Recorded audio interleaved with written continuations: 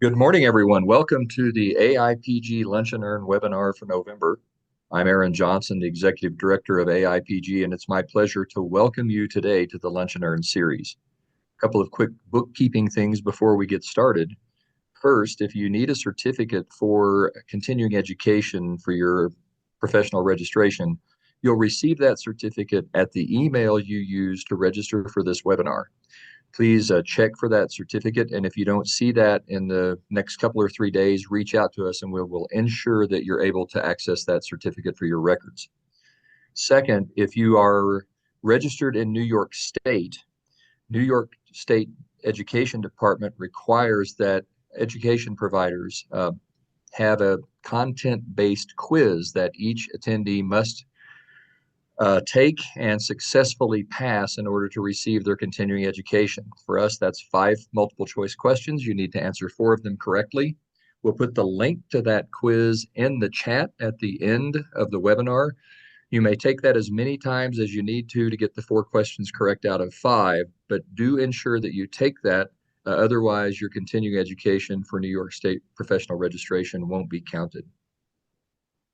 That it's my pleasure today to welcome Emily Sportsman as our presenter. Emily will be speaking about wildfire and mine closure today.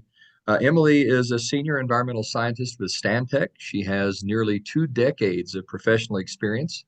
She started her career in exploration, but moved on to environmental science. She's a geochemist, and she has a fair amount of experience as well with water quality. She got her bachelor's degree at the Colorado School of Mines and went on to get a master's at the University of British Columbia. Emily, it's my pleasure to welcome you today. Thank you so much for sharing your time with us today. The floor is yours.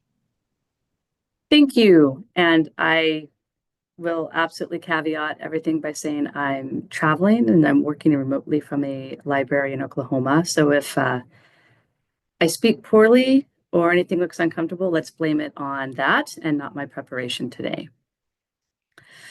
In full corporate mode, I'm going to start with a safety share. We call these Stantec moments. And this is about how you can protect yourself and your family by having a go bag. Most of us, many of us live in the wildland urban interface or maybe along green corridors that have a wildfire risk. If this is your situation, it is super important that you have a go bag. It's sometimes also called a bug out kit. At a minimum, these bags should have enough food and water that you can be out for 3 days. So enough food and water per person for 3 days. Food and water for your pets, carriers for your pets, paper maps with multiple evacuation routes, prescription medicines, copies of your eyeglasses or contact lenses, first aid kit, anything that you're going to need for a first aid or evacuation scenario. Also, you're going to want to make sure you have a copy of important documents. I throw in my mortgage, my marriage certificates, our passports. My family keeps our go bag ready at about 80%. We just keep everything in the back of the truck or staged right at the edge of the garage. When this picture that I'm showing, this is a wildfire that sparked from lightning about 1.5 miles from our house in Golden, Colorado. We were ready to evacuate should the order come in less than 10 minutes. If you're from Colorado or where I am in Oklahoma right now, you know when the winds come up, you might have less than 10 minutes. There's more information on go bags and safety tips on readyforwildfire.org. And I also would recommend anyone who's in a wildfire-prone area to download the Watch Duty app. This is a volunteer-run organization that collaborates in real time to gather information and collate it from official sources and radio communications. It's staffed by active and retired firefighters, dispatchers, first responders, reporters. The information is verified, and it's a reliable aggregated source for emergency information. Into what we're talking about today, wildfires and mine closure. I'm going to start by setting the stage on why we need to be thinking about wildfire risks now. I want to walk us through what we know about impacts from wildfire. And this is going to serve as a lessons learned on how does wildfire impact engineering infrastructure and engineering projects. I'm going to take a little diversion to talk about mine closure. I think Aaron was generous when he said I've got almost 20 years experience. I've got a little bit more than 20 years experience at this point, and almost all of it's been in mining. And I want to make sure we have at least a base level understanding in common of mine closure. From there, I'm going to walk through some examples on how we can identify those risks that are going to be specific to our mine sites, and how can we manage them or mitigate those risks. Like the optimists that most geologists and geoscientists are, I do want to end on a positive note and see if we can identify any opportunities regarding mine closure and wildfire risk. The why now question is an easy one, and I've probably put too many slides because we all know that there are more fires and there's more intense fires. If we focus in on the Western United States, there's a statistic that 61% of Western wildfires have occurred since 2000. We also know that fires are getting larger. We used to be talking about megafires, and these are fires that burned about 150 square miles. Those used to be rare. Now we talk about gigafires. These are fires that burn greater than 1 million acres, so about 1,500 square miles. An example of a gigafire was the 2020 August complex fire in California. We know that with climate change, we also simply have more days in the calendar year with climate conditions that are favorable to resulting in large fire events. One prediction from climate.gov was that the number of fire weeks could increase by up to 600% in some locations by 2050. And that increase in risk of number of fire weeks is shown in the map on this slide. And while a lot of the mining in the US, we tend to think of that as occurring out in the Western states, I do want to point out this increased fire risk is also capturing places like the Iron Range in Minnesota. There's increased risk at the current and the legacy mining areas through Missouri and Oklahoma with the lead deposits, and then out in the coal ranges in the East and the Appalachians. To drive home the point that bigger fires are happening more frequently, and because I think this is a great data visualization from Reuters graphics, I'm showing a figure of the top 10 wildfires by size over time for the state of California. And we're looking at the time frame between 1970 and 2020. The top 10 fires are shown in the colors. And what's going to jump out to you is all of the largest fires, the top 10 largest fires in the last 50 years have occurred since 2020, and 5 of the largest fires were in 1 year in 2020. California is not unique. The same trend is seen in data from Washington, Oregon, Colorado. I bet if we pulled it up, we'd see the same trend in British Columbia, Alberta, and across the boreal forest in Canada.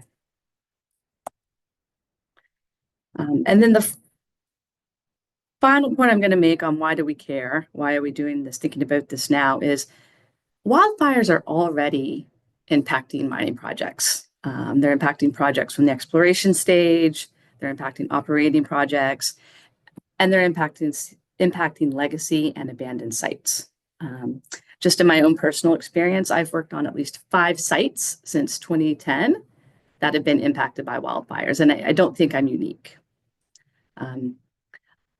I want to say this talk is not going to try to quantify the probability that wildfire will occur at any given site in any time frame. I don't think that is the important question. I think it's enough to know that risk exists, that probability is increasing with climate change, and that we can take lessons learned and identify some easy wins for the mining industry when it comes to identifying and managing these wildfire impacts. All right. So the second topic is what are the wildfire impacts? What are these lessons learned that I want us to apply? I'm going to focus on four main ones. This is going to be health and safety, critical infrastructure, water systems, all encompassing water systems, and ecosystems, vegetation, biodiversity, habitat, connection with adjacent land uses. So let's start thinking about what we know on how wildfire impacts these four main areas. And the first one is what we started with. It was that Stantec moment. This is the health and safety of us, of our families, of our field teams. This is having your go bag ready. It's the daily checks that we do on airnow.gov when the skies are smoky.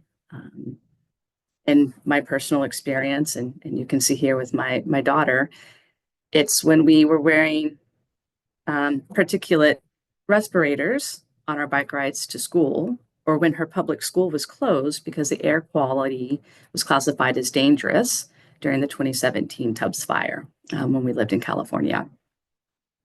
Another major health and safety impact is when there's the need for evacuations.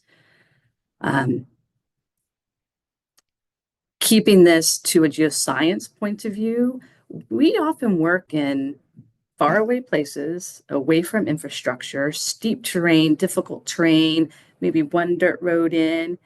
And that creates pinch points, and that increases our risk to be impacted by wildfire. So after health and safety, critical infrastructure is often the next thing we think about when understanding how wildfire impacts us and engineering infrastructure. So we're going to be looking and thinking about power utilities and transportation corridors. With respect to power utilities, there can be a couple different classes of impact. We can have a preemptive disruption of power service. People in California are going to know this is called a PSPS, a public safety power shutoff. These are used to prevent ignition from sparks during extreme fire weather or high wind situations. It could also look like pre-fire mitigation along a right-of-way corridor. And obviously, there's the risk for wildfires to sever power for other critical utilities and communication. Another big risk for critical infrastructure is our transportation corridors. And this is a twofold impact.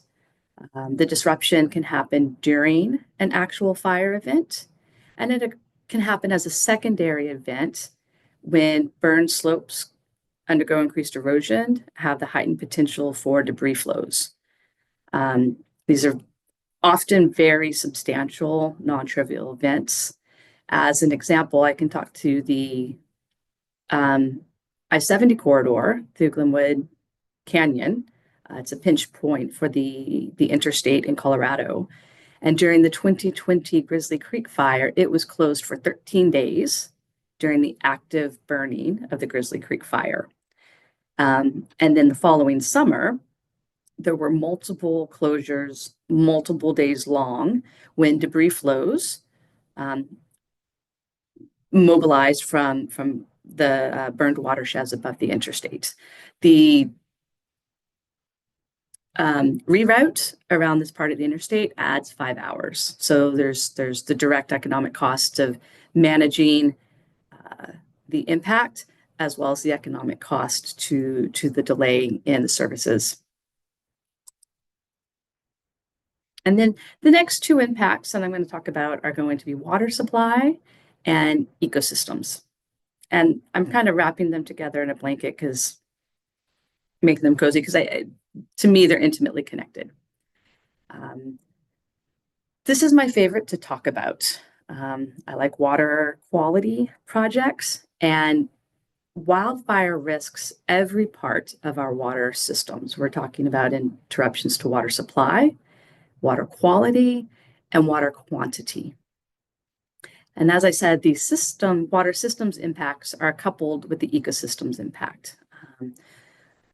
When the burned areas experience a loss of vegetation, it can change the soil structure, numerous changes to our larger ecosystems and watersheds that can reduce infiltration of precipitation, can increase the water runoff volume as well as the velocity of the runoff, and that's all going to result in increased erosion.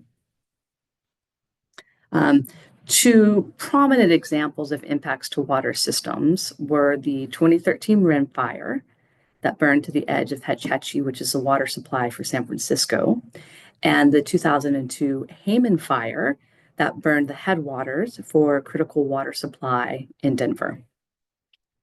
So the Hayman Fire resulted in decreased water storage when large amounts of sediment eroded into the reservoir.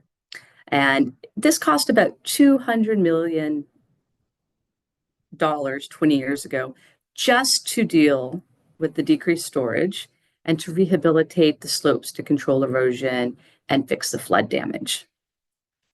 The Rim Fire cost about $25 million just to manage the infrastructure damage and stabilize the watershed. So again, that erosion control. And there was subsequently about 4.8 billion with the B spent to add resiliency and redundancy to that specific water supply system. So these are the examples, broad speaking, of what can happen, the biggest impacts to health and safety, critical infrastructure, water systems, and ecosystems. And we're leading with this to show that there's plenty of examples of wildfire impacts. We know what those look like. And the mining industry should be looking to these other industries for lessons learned. We don't have to be clever so much as we need to be thoughtful and actually start addressing these risks.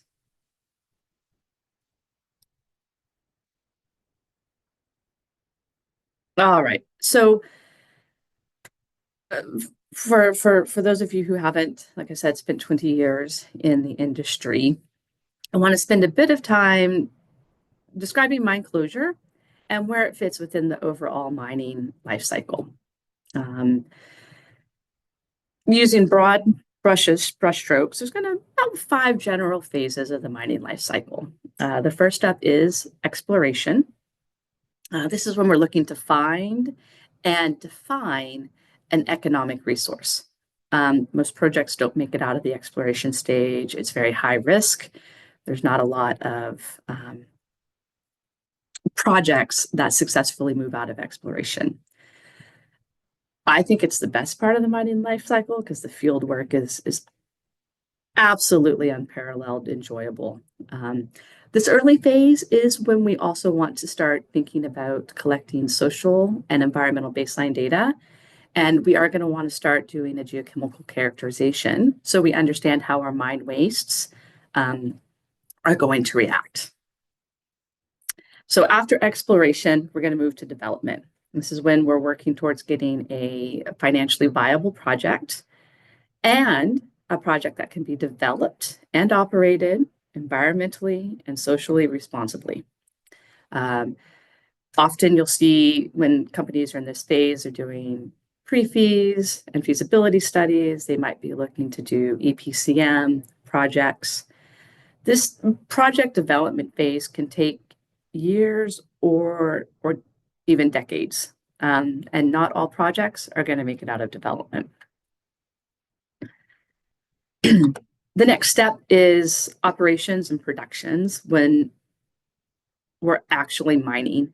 We're taking ore out of the ground, Saleable commodity is being produced, and we're generating waste materials, so things like tailings and mine waste rock, that are going to be left at the site at the end of operations. Operations can also vary in length from just a handful of years to decades. If I remember right, the Kennecott mine outside of Salt Lake City, it's been in production on and off for over 100 years. And then to the part that we're going to care about today, we're talking about the closure cycle, closure reclamation and post-closure. This is when a company is starting to decommission the site. They're removing the site infrastructure, they're reclaiming and rehabilitating impacted areas. During the closure period, there's active work on the site. We're actively moving material, we're actively decommissioning and removing buildings, we're actively going on site to rehabilitate or to monitor. We're not walking away from the site. We still have a presence on it. And the final step is post-closure. And this is when we're all done, we've successfully achieved our closure objectives. We know this through monitoring programs. And we're looking at the site and looking to turn it over to other stakeholders or land users. So that's the overall mining life cycle. I showed that mine closure is one part of that. And more so every year, closure is essential and a non-optional part of today's industry. Mine closure requires that we develop and implement a plan so that we can return the land to an environmentally and socially beneficial post-mining land use. Historically, mine closure was dealt with in that at the end of the life cycle, as you saw in that last linear description, when the money and the people and the resources to do closure activities were at their thinnest. The industry is now using a framework of integrated closure to address these environmental, social, and economic issues through all stages of the mining life cycle. We're not leaving it just to the end. You can go to the ICMM Integrated Mine Closure site. They've got some great documents. So while today we will be talking about closure as distinct, that's just going to be for our convenience. Integrated mine closure is too complex to talk about today, and it requires a lot more technical expertise, experts from many geoscience and engineering disciplines. It's going to be enough for us to know that closure is looking to reduce the environmental liabilities and provide for social and economic benefit of the communities impacted by mining. And just to give a little snapshot of what closure can look like, I grabbed a couple pictures of the Flambeau, I'll get that wrong, mine in Wisconsin. This was an open pit copper gold mine that operated from 1991, and rehabilitation was substantially completed by 1999. So this is a good example of how mine closure, a good visual example of how we can restore a beneficial landscape and provide a post-mining benefit. So you'll see there was an open pit, there were waste rock piles, and impacted land. Waste material was backfilled into the open pit, and then the whole site was kind of reclaimed and revegetated. And there's now a 5-mile scenic hiking trail added to the site for the community's use. I'm going to caveat that there's more to this mine closure story than this before and after photo with the happy 5-mile scenic trail. I'm happy to provide a link so you can read about this more, or you can just Google the Wisconsin DNR Flambeau mine. Okay. So we talked about where mine closure is in the life cycle, what it can look like, and now we're getting into the visions, the principles, and the objectives. So this is a conceptual hierarchy for how we plan for closure. And the vision is that high-level description of what a company wants to achieve. And it's this aspirational, overarching direction that we want to go to for closure. After the vision are the principles. These are the framework for our mine closure. And I like to think of the principles as the predominant values we want to improve or maintain that are going to support that closure vision. And these are going to be things like, unsurprisingly, health and safety, the physical and chemical stability of the mine features that are still going to be on the site after closure, providing for getting to ecological stability. Again, talking to what's going to be the socio and the economic plan for after the closure. How can we leave it better? How do we limit our risks? What's the long-term care that this closed site's going to need, and how do we minimize that? So those are the broad principles that we care about. And below that are going to be the objectives. These are concrete, site-specific activities and actions that support the principles and the vision. Objectives are typically measurable, and they can be related to specific mine features like an open pit or a waste rock dump. So when we're looking to identify wildfire risks for mine closure, we're going to want to focus in on how can wildfire impact these closure principles, and then can we develop objectives that reduce the risk of a fire or mitigate the potential impacts of a wildfire. All right, going to start pulling these topics together. I'm not going to read this slide.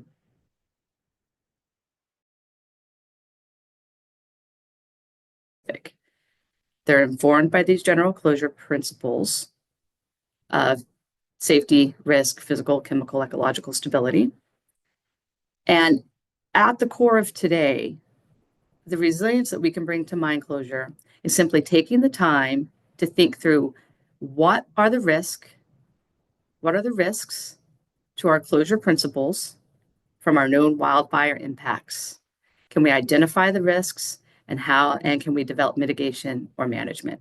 So rest of the presentation, we're going to just walk through some of the easy wins to reduce impacts. We're going to look at some examples of potential impacts and mitigations. And then hopefully at the end, take everyone off mute and have a bit of a discussion. And feel free to interrupt me. I see there's people on the chat. So I'm happy to be interrupted. So first risk of the four that we started with, health and safety. This is always going to be our preeminent risk.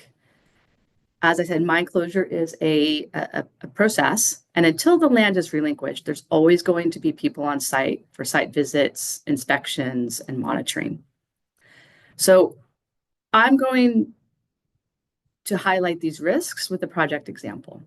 For this particular project, there was a field team doing recurring work at an abandoned mine in California that has been turned into a state park.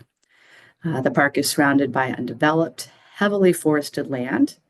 There's limited egress options, and essentially no cell phone service throughout the park. There's, when we first put this work together, there were active fires in proximity to the site, but the site itself was not under or adjacent to any evacuation order. So we can see there was a lot of risk. And the first way we're going to mitigate this risk is by addressing this in a health and safety plan. So they set air quality index work levels, where the work was calibrated to, the intensity and the hours of work were calibrated to the air quality index, with less work when the air quality was poor. The team took the time to identify multiple escape routes, main roads, alternate roads, potential bottlenecks, and rank them for a best case to worst case scenario in case of evacuation. With the worst case being that if they couldn't get out on the roads due to wildfire, the team would drive to the edge of the park, walk to the Yuba River and follow the river downstream for help. Now, I lived in Northern California for 6 years, and I know the Yuba River has the best swimming holes in the nation, but it would be an absolutely terrifying escape route. The team also developed a multi-leveled communication plan that allowed them to stay abreast of changing conditions. They did this by requiring the team to have a satellite phone. They required the team to have a park radio so they could speak with the park radios to help keep abreast of changing situations. And they also had a designated office-based staff that kept an eye on the wildfire conditions and could update the team a couple times a day if the conditions were changing and they needed to stop work. And that was the final part of the plan, was they did decide the stop work conditions before they ever went out into the field. What air quality index meant that the day was over. Agreeing that red flag conditions meant no work would happen. If there was going to be the public safety power shut off, no work would happen. And I'm not saying that those are the stop work requirements that are needed, but the point was, or needed for every project, the point is just to create an awareness of the team and to reduce that ambiguity to improve our team's safety in the field. And then beyond health and safety plans, if we're working in wildfire-prone areas, we should also be thinking about including some specific PPE. I think we need to be having particulate masks. Maybe we need larger or more fire extinguishers in our field vehicles. Maybe we should be keeping drinking water in there. You can even buy portable fire shelters as part of a larger first aid kit. Okay, critical infrastructure is the next risk. And remember, for these, we're talking about transportation corridors and power utilities. When we tie this into mine closure, one of the biggest risks is, what if we lose access to the site? Again, this could be during the actual act of fire. It could be after a debris flow blocks the access corridor. This is the type of risk thinking that you need to be incorporating into your closure planning. So we have a site, we can't get to access, we can't access it. What can we do before a fire to mitigate this risk? Well, we know that steeper slopes are more likely to have increased erosion and debris flows. Can we design the access road to minimize distance across the steeper slopes? Can we avoid slope aspects with higher density vegetation? After a wildfire, can we do a slope analysis to show which slopes do have that higher potential so that we can prioritize our mitigation efforts after the fact? I'd also encourage people to think about, what if staff get trapped on site? Like, what if you lose access to the site when the team is there? I know from talking to a colleague that this has happened. A monitoring team had to shelter in place when a wildfire started the same day they were on site and blocked their one egress route. So in a situation like that, making sure our team's health and safety plan has a clear communication plan, sufficient first aid, maybe survival supplies. And I would extend the risk mitigation for this period of active closure to include using wildfire-aware construction methods for critical infrastructure, something that would allow a monitoring shed or a pump house to serve as a shelter-in-place refuge. All right, water systems. I think it's my bias that I believe one of the biggest wildfire risks we have to mine closure relates to water systems. We know from the examples we looked at with the Hayman fire and the Rim fire We're looking at risks to water supply, water quantity, water quality. And for the examples here, I focused on water quality just because I'm the most familiar with it. Recalling that mine closure is multidisciplinary, if I was looking to fully understand the potential risks, I'd want to make sure there was a hydrologist or a water resource engineer to inform that site-specific closure risk when it comes to water management, not just water quality. So from those closure principles that we talked about that frame our objectives, a wildfire we know can cause changes to the physical and chemical stability of landforms, and those changes can result in increased potential for impacted water quality. There's a good paper that discusses this, the wildfire-driven change in hydrology mobilizing arsenic and metals from legacy mine wastes.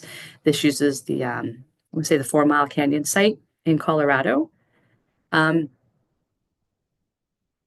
We know increased erosion after fire is going to increase our total suspended solids. It's going to increase our metals and the amount of biomaterials that are getting into our waters. That loading is going to be even higher if the fire has exposed actual mine waste. We're going to have increased erosion and sediment loading, and that alone could potentially lead to a non-compliance of our water quality objectives, simply adding more suspended solids into our system. So that's impacting water quality just by having the fire. Let's think about a site maybe where there's a water treatment plant. Water treatment system could be active, could be passive. So in addition to increased TSS, metals, and organics, some wildfire suppressants are actually ammonia-based.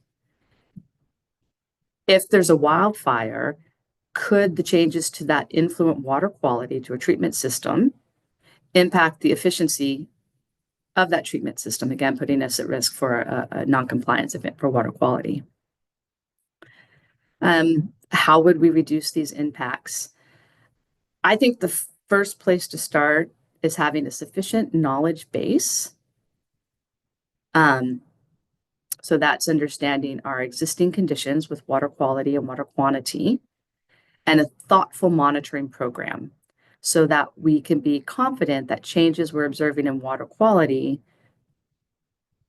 are directly related to the fire event and not to failure of one of our mine closure systems.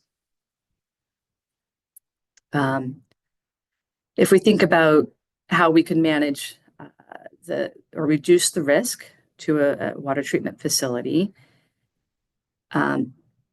depending on those changes in influent quality, it might be necessary to propose water treatment or divert water from a passive system if that influent quality would be harmful to the system, to the process. Do we know what those parameters are? Can we set limits where we would want to either turn off a treatment facility or divert? Do we have the space to create an extra pretreatment step that would allow us to continue to run our treatment system and meet our water quality objectives? And I unfortunately don't have a specific example of this, but I'll ask this larger group.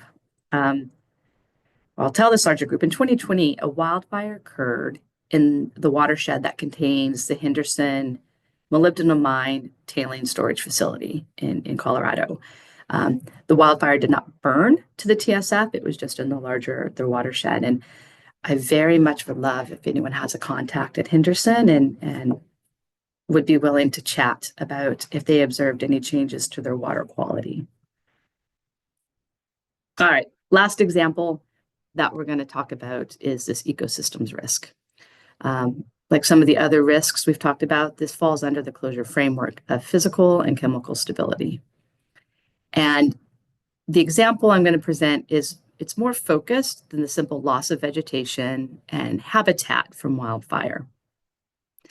I want to talk about how a wildfire could impact a mine waste cover system that could eventually lead to a reduction in the ecological stability from changes in the physical and chemical system. So a lot of mines use cover systems to help promote that physical, chemical, and ecological stability of the mine wastes that are left on site from after the ore is gone. And in its most simple form, covers can simply be a growth media that is then has a site-specific blend of vegetative species that support the post-mining land use. So visually, you're not seeing mine waste, you're seeing what looks like to be more of a native native species, vegetative species. More complicated cover systems can include that vegetative cover with additional engineered features that are used to reduce the quantity of seepage, so precipitation, that can come into contact with chemically reactive mine wastes. This is a way of limiting that seepage quantity, managing the seepage quality, and reducing that overall amount of mine-impacted water that needs management. So this picture is an example of a cover system. So we've got an exterior shell of non-reactive mine waste that encapsulates a central core, which is chemically reactive waste. Once that chemically reactive waste was put in the core, additional non-reactive rock was put on top, and then that was covered with a GCL liner, so a geosynthetic clay liner that is meant to inhibit infiltration vertically through the top of the land surface. The GCL is covered with a protection layer, a drainage layer, and then as you see here, they're starting to spread a growth media. And then if we imagine in our minds, the growth media is placed, the site is seeded, and eventually we start to get a landscape that looks like a kind of what our adjacent landscape is. So it's a revegetated surface. So we can imagine if a wildfire comes through, it's not going to stop at the edge of the waste rock facility, and it has the potential to burn across that vegetated surface. So I would encourage us to think about, can we design our cover systems so that we're insulating our clay, our HDPE, maybe our GCL liners. So whatever that material is that's inhibiting or reducing surface infiltration through our reactive waste. Can we design it to insulate that from the degradation that could occur if a wildfire occurs above it, right? Plastic, clay, and GCL don't like heat, so we want to keep the heat away. When we're thinking about our vegetative cover species, can we bring in a wildfire awareness? Are there certain species that we should avoid or certain species that we should promote as are less susceptible to high temperature burning or high intensity burning if a wildfire comes through? And then honestly, after a fire comes through, you're going to have to mitigate. You're going to have to do another round of revegetation efforts. And I would expect that supplemental monitoring will be needed to determine if your closure success for that waste rock cover and that waste rock facility have been compromised. Okay, so the last point that I promised is that there's opportunities along with risks. Mines are very rarely located in cities. They can provide access or staging areas to remote regions. Pit lakes are a common feature of closed mines, and I know of at least one site where that pit lake was used as a water resource for firefighting efforts. And most of our opportunities, I think, are on the social and community engagement side of mine closure. There's opportunities for companies to support local efforts for pre-fire fuel mitigation efforts. This engagement can also be extended to regulatory agencies. Caltrans and Water Board were working together to collaborate proactive efforts to reduce wildfire risk and severity along the Caltrans rights of way. And, finally, I've mentioned a few times this idea of closure having a post-mining land use. A kind of popular thing right now is to look at the potential of adding a solar farm as both a social and environmental beneficial post-mining land use. At the same time, we'd want to think about this. Solar farms can spark fires. They're also vulnerable to fires due to the vegetative fuel loads that can grow around the panels. The company I'm with, Stantec, recently presented a blog post on using grazing animals to reduce those fire loads on around solar farms. So maybe multiplying the opportunities for post-mining beneficial land use with grazing and solar farms at the same time. All right, wrapping up, we know that climate change has increased the frequency and the magnitude of wildfires. We can take the lessons learned from wildfire impacts from other engineering disciplines to inform how we think about the risks to our mine closure infrastructure and engineering projects. We look specifically at risks to health and safety, critical infrastructure, water systems, and ecosystems. And then we use that framework of the closure principles to talk generally about how wildfire can impact closure through risks to the safety, physical, chemical stability, and ecosystems. So I'm going to end with that final comment to reiterate, we don't have to know when a specific site's going to experience a wildfire. Again, it's enough to know that those risks exist and that we can address some of those risks now, and we can be prepared to how we're going to mitigate those after it occurs. And that's all I have for today. Aaron, I'm happy to have either you read chats or have everyone just come off and holler at me. Thank you, Emily. I'll have to ask, are we able to remove everyone from the mute and just open up all the microphones, Kathy or Wendy? Or do we have to kind of do that individually? I think we need to do it individually since we haven't set it up that way. Okay. Well, if you have a question, raise your hand. We'll go ahead and unmute you, and you can ask that question directly of Emily. Emily, thank you again for taking the time today to present for Lunch and Earn. I found the topic really quite fascinating. I'm from Missouri originally, and have spent a lot of time in both of the mining areas over in the southeast part of the state, and then also in southwest down into Oklahoma. And to me, I'm going to kick this off maybe with the first question by saying that it's quite different in terms of the environment, sort of the prairies of Oklahoma versus the heavier, more heavily forested areas of southeast Missouri. One of the things that you've talked about fairly extensively here is risk, and I know those risks are going to vary with respect to ecosystems. So would you recommend that folks in the mine closure industry or dealing with mine closure maybe consult with local fire departments to see what those risks might be? Absolutely.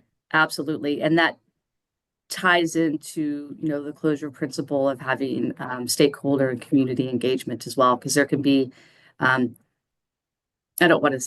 say a beneficial synergy by coming together. And when I was pulling this together, an example I did not share is there was I want to say a mine site in British Columbia that paid for the training, wildfire specific training and supplies for the local community. So they brought them in, they brought everyone together and gave them the space and money for that. Fantastic. I don't see a lot of people with their hands up. You can feel free, to drop the question that you might have in the chat. And also for those of you who are seeking CEUs for your registration in New York, that link has also been dropped in the chat. It will be open for about an hour. So you want to make sure that you hop in and very quickly take that assessment quiz. I don't see a lot in terms of questions. Does anyone have any questions?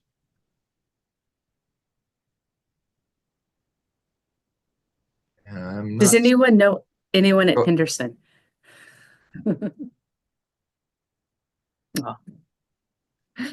Michael Sheehan says yes. So, Mike, is it all right if I unmute you? Let's see if I can figure out how to do that.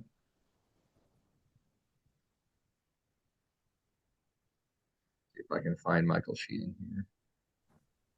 I Okay. just unmuted him, There he Aaron. is. Perfect. Yeah, I know actually two geologists. One's a geologist, one's a mining engineer at Henderson, through a mineral club here in Colorado. Ooh.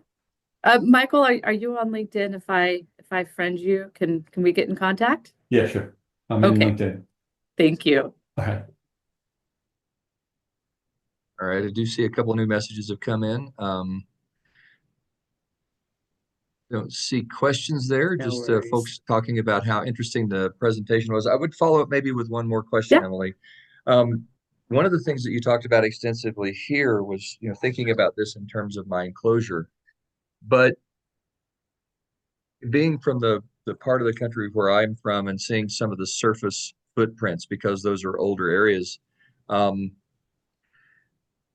the southeast part of the state, we still have a lot of active mining. Is there a sort of, would you recommend that those folks with the mining companies there in the southeast part of the state start thinking about wildfire management and mitigation now, even though they're actively mining? Is that another piece of this to think in advance? Absolutely. And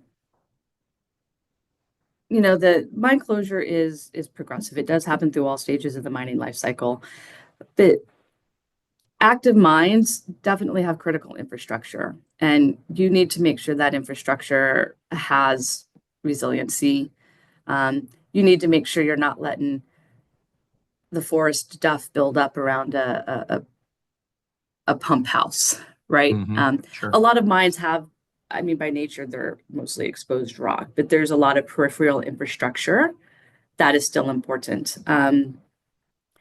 When we think about things like progressive reclamation, I know of a site that had vegetation growing, and it was irrigating the site, irrigating this area to encourage revegetation during mine operations. So they had surface pipelines, just HDPE pipelines, and a brush fire came through and burned all the pipelines. So during operations, there could be opportunity. Can you bury those? Even like a shallow burial Sure. for just a grass fire would be insulative. When you're actively managing water on a site, you might be moving water from a pit, you might be taking it from a groundwater well, you might be managing surface stormwater and conveying it to a central location. Those conveyance pipes, if they cross vegetative fuel load, are at risk. And if it's contact water, it might not be suitable for discharge, right? So keeping the fuel load down, keeping sparks away, keeping people prepared with adequately sized fire extinguishers, or where you can, burying conveyance pipelines. And one of the other things that I was thinking about, and again, this is just my personal experience, is that over the course of, say, 40 years, the changes we've seen in mining in Missouri have been to minimize surface disturbance, so that in many cases you drive right up onto the mine site and you don't know there's a mine there until you're in the parking lot. What that does then is that brings nature closer to all of the critical infrastructure. So it's a balance, right? That with that minimized impact on the ecosystem, you may actually increase fire risk. Mm-hmm. And you want to make sure you are always going to have, because basically you're now part of the WUI, you're part of that wildland urban interface. So yeah, what are your transportation corridors? Can people get out safely? If we're sparks onto that fuel load close by, do you have training for people on site to deal with that quickly so it doesn't become a larger event? Very interesting. Well, I don't see a ton of other questions. Okay. I know we're bumping up against time. So I do want to thank you again for donating your time to us. December, there will be no lunch and earn. That typically would have happened between Christmas and New Year. We'll take that week off. We'll resume the AIPG Lunch and Earn series in January. Again, I thank all of you for coming today. And Emily, especially, I thank you and thanks Stantec for letting you share your expertise with us. Thank you for having me. Have a great day Wonderful. and happy Thanksgiving. Happy Thanksgiving. Bye all.